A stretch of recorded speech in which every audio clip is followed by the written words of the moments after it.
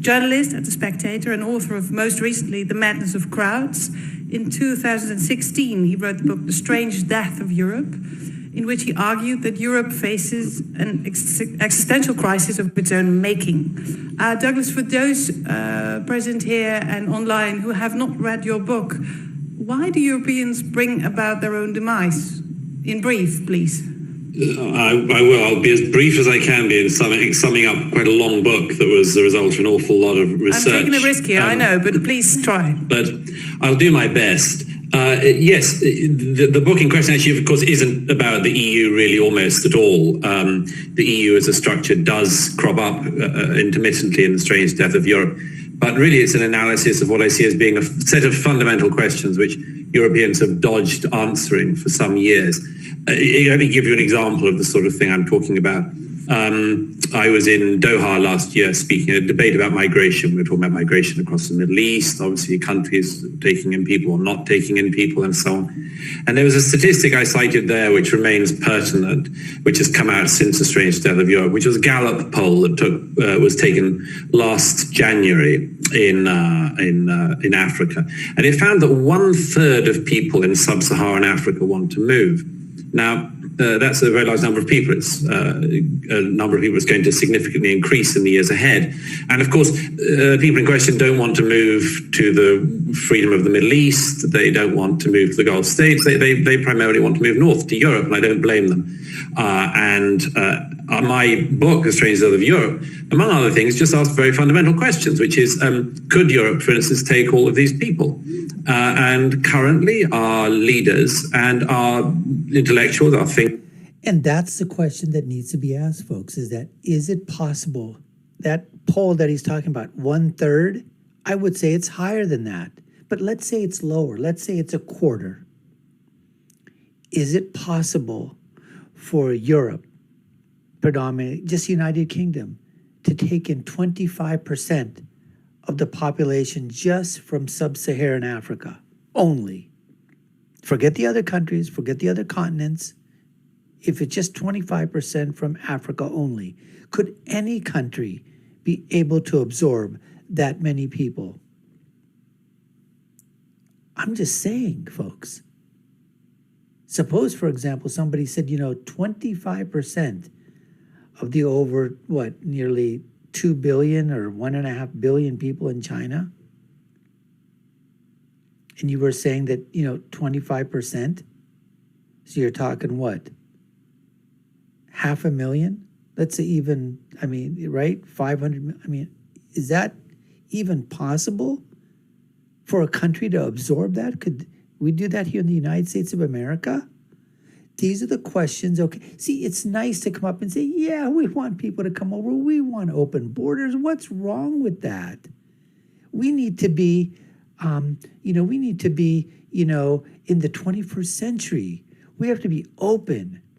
We have to allow for, all ethnicities, all diversities. Everything should just be open and just be a melting pot, and everybody can come over. That's so easy to say. And that's why it's easy being a leftist, a socialist, and Marxist, because it's just about feelings and you can say whatever you want. The heck with whatever the results are going to be. Terrible, it doesn't matter. But at least we feel good. It makes us sound good to other people. We virtue signal this all the time. Let's continue with Douglas. Thinkers and our thought leaders are incapable really of answering this question. The answer has to be no, but we don't know how it can be no, because our liberalism, in the good sense, wishes us to be open-armed. Yet we know we can't be. And so we live in this hypocritical state for the time being, which is what I expose, what I write about, and what in The Strange Death of Europe I suggest is a serious contention. But why exactly is it a strange death? Oh, lots of reasons. English readers know the phrase to be borrowed from a famous work of a century ago called The Strange Death of Liberal England, which was is a famous work of history in English. But in this particular case? It's in this particular case, it's because it is curious. It is curious that Europeans find it so hard to argue for themselves, to defend what is good in their own culture. I think that there's an embarrassment, an uncertainty about who we can share it with. We've basically, among other things, massively overestimated our capacity to bring people in and underestimated the changes that brings about. That's exactly true. What Douglas is basically talking about is that everywhere, okay, these liberal policies have underestimated how many immigrants or people can you take in from around the world. And so you've underestimated your capacity to do that. At the same time, you basically are sort of now asking, what is that doing to the cultural identity, to the demographic identity of the people that were there prior to this immigration shift of people coming in? And in both instances, there were people like Douglas and others that were basically saying, look, this is going to change the face of a country because a lot of people are not assimilating. They don't want to assimilate. They want to bring their culture, their ethnicities, their backgrounds, their laws into, the European, the European, sphere. And many of those cultures, cultural identities, those cultural aspects, those rules of law, whatever you want to call them, they don't fit well with Western society. They're butting heads against those. And so they're creating problems. And that's exactly what, Douglas is talking about here, that they underestimated the effect that it was going to cause. And I think that was out of sheer stupidity, and thinking that nothing's going to happen. And then basically also overestimated their ability to handle the influx of different, migrating populations coming into Europe. And the same thing is happening here in the United States, folks. And by the way, I don't see this as being a right-wing, left-wing thing. It's not a populist versus other people thing. It's a problem and a question that has to be confronted in Europe, and which I try to open out and explore, which obviously has a huge audience of other people who wish to explore it. But there remains a deep unease at the political level across all countries in our continent about how precisely we can talk about this most difficult of issues. Just to be sure, you mentioned migration as one of the most important threats to Europe, but you also claim in your book that the history of Europe is characterized by immigration and influences from outside. What exactly is the difference then with the immigration today? I'll give you an example. For instance, in Britain, we still talk about the Norman Conquest. It was quite an important story in the history of these islands. And the Norman Conquest, which happened 1,000 years ago, and as I say, which is still news here, as it were, is thought to have churned about 5% of the population in the UK. That is, that this massive effect that we still talk about of Norman entry into the UK, as we now call it, it was around 5% of the population shifted. And when you look at migration post-war in any European country, you're talking about much more significant percentages than that. And so I suggest that in historical terms, what we have been doing in recent decades, not through any particular grand evil plan, but just through incompetence and goodwill and things running away and bureaucracies that don't know how to deal with things and kick cans down the road in order that their successors will deal with difficult questions that they don't wish to deal with themselves. As a result, all of these things have happened, and on a historical level, they are at a speed and at a rate which is highly uncommon in history. In order to come to an understanding of your idea of Europe as a place, I also quote you, by the end of the lifespans of most people currently alive in Europe, Europe will not be Europe, and the peoples of Europe will have lost, you wrote. They will have lost the only place in the world we had to call home. What does this home where you speak about look like or looked like? And why is it in danger? Exactly, who is the danger? Well, this is a very, very complex matter, as you know, which I write about in considerable length and depth. There's a lot of history to go through, a lot of philosophy to go through, and a lot of recent facts and events. I suggest it's quite obvious that, for instance, in the last census, I'm talking here about the UK because it's the country I know best. I know your country fairly well, but let me give you another statistic from the UK.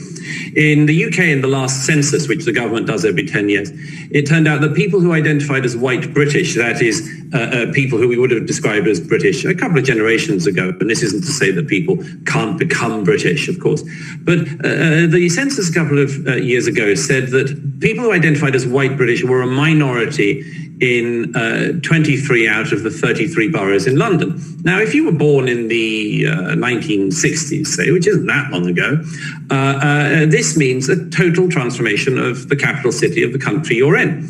Now, I suggest that some people deprecate that, some people love it, most people have a very mixed view towards it. But to pretend that it isn't a very significant change to occur in a lifetime is nonsensical. And I just add one other thing to that. There has been a presumption in recent years in Europe, if I may say so, it's particularly prominent in your own country, to assume that historically, whenever you shake the great Rubik's Cube of humanity, it always comes out looking something like The Hague. That everything ends up in the sort of peaceful, decent, liberal settlement that you happily have in your own country. And I suggest that this is simply a very serious underestimation of, among other things, ideas that people bring with them, how long it takes for people to hold on to ideas, how long it takes to lose them, and particularly the struggle, which I don't need to tell you, your country has gone through a lot in recent years, the serious struggle that liberal societies, in the true sense of the term, have about what they do regarding the integration of people who may not want to join all the elements of the society. What do you do? Our answer is you sort of fudge along for a bit. I suggest that if we solve this sort of problem, it'll be done not by pretending that it's invented by, crazy theorists or something, but by recognizing that there are a set of competing problems that we face, a set of competing virtues is what I describe it as in the Aristotelian sense, a set of competing virtues which in the case of Europe in the 21st century are a competition between justice and mercy. That is, we wish to have justice for people coming, we wish to have mercy to people fleeing other places. But we also need to have a sense of justice for people in Europe who pay their taxes, who have been decent citizens and need to be asked if there are going to be massive societal changes that will take place. Because we're not petri dishes, we are countries. Douglas, thank you very much. Before, we have to leave something for people to read your book, so I'll stop you here. Thank you. So I'm just going to stop here basically and say that there's a couple of things here that I want to point out and react to. One of the things was he was talking about this assimilation, and I talked about that a little earlier, and the assimilation of different people and different cultures and how long it's going to take them to assimilate. The ideas that they're bringing from the others, how much of those ideas do they want to inculcate in the new country that they're coming into? And then how long would it be how long does it take for some of those ideas to basically, go away? I mean, we're talking, that takes generations, folks. It doesn't happen in just the first generation. And this whole thing between justice and mercy, I thought Douglas put it very, very nicely, saying we're all looking for justice. Everybody's looking for justice for everybody. Everybody wants mercy for everyone. But can you deliver it to the entire world? Who is responsible for that? Each and every country is responsible, but first, mercy and justice for their own citizens and the own people within the confines of their boundaries is what I say. So if you have people that are like, white Europeans, and now you've got other ethnicities, other demographics, other, ethnicities that are there, of course you want mercy and justice for them. But if you don't have mercy and justice and you're not being able to solve the situation and all the problems that are occurring with the people currently in your country, how do you expect to handle the problems of all the new influx of people from different parts of the world coming in with all their problems and all their cultures and all their needs and wants and desires in sort of in the new world, in Europe and in the Americas? Those are really questions that people need to think and people need to ponder. And the left out there basically says it's an open door, kumbaya, come on in. And people on the conservative side are saying, look, We want immigration, but it has to be slow. We just can't welcome the whole world immediately and everybody all at the same time. Look at what's happening right now. Anyways, folks, we appreciate you taking the time to watch. This was part 2 of our debates. Look down below. You'll see the links. Check out our files and videos that we have on YouTube for the other parts to this debate between Douglas Murray and Flavia Kleiner.